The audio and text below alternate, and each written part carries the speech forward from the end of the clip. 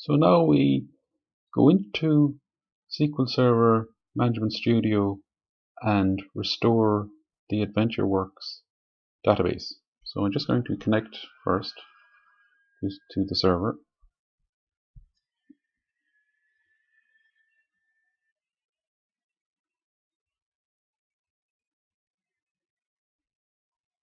Now you'll see on database here that there's no AdventureWorks yet. So we want to bring in AdventureWorks. So click on databases, then right click there and do restore database.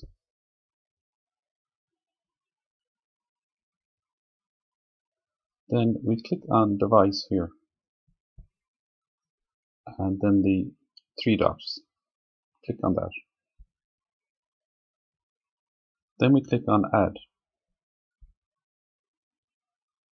And there's the file we downloaded in the previous video. So click on that and then do OK.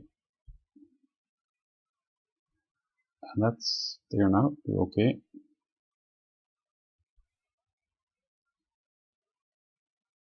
And just another OK.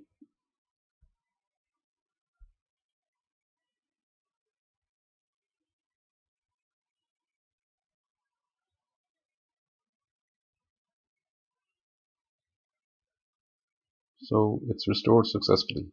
That means it's installed. OK. And we can see it here. That's the database.